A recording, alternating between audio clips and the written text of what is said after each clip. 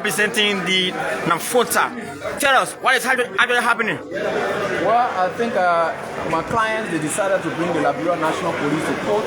Okay. In terms of what they term as violations of their rights.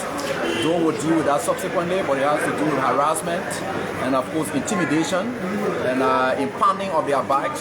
And remember, we have the vehicle and traffic laws in this country. If there's any traffic violations, it should be stated clearly in areas such as issuing tickets, and then you have to challenge that. But all of their actions are difficult to be challenged because there's nowhere. So we come to the court that is responsible as the law to determine as to whether or not their actions are in any form of traffic violations. And that's why we are here, because our clients are registered, and if you look at the definition of vehicle in the vehicle and traffic laws, is any motor objects that can plow people from one end to another or move forth. Now, even motorcycle is also defined in the vehicle and traffic laws that talks about one that has a seating capacity that is able to absorb many. Now, all of our riders, all of these clients' riders here and there, they are in full compliance. So there's no basis for which they have to be treated in the form of faction that they are being treated. So we've come to the traffic court to be able to state clearly, let them tell what is the traffic violation for which they are impounding these vehicles or taking motorcycles, kekes and so forth and taking them off the streets. What's their right? Are you satisfied with the postponement of the case now that they are saying they want to go by instead, come back for continuance? Well, it's by law, and nobody can challenge that, especially when they say they have to go through the case. It will be sure as well. I have to also seek similar application. So it is by law. So we interpose no objection to that. But one thing they wanted to bring forward was to challenge the capacity of NAFOMTAL, and which was drawing closely towards whether or not they were legitimate to have brought this suit to this court. We were waiting for that until later on they had to ask for continuance. We were waiting for that, but we're still waiting for it, but we believe that will come up.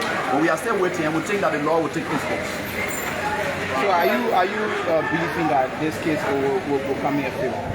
Well, there's no lawyer who comes to court and think that he's not going to get victory. Or try. If I believe that my clients didn't have a case, we wouldn't have been here. I would advise them never even to approach the court, because that's one of the sincere nature of lawyers.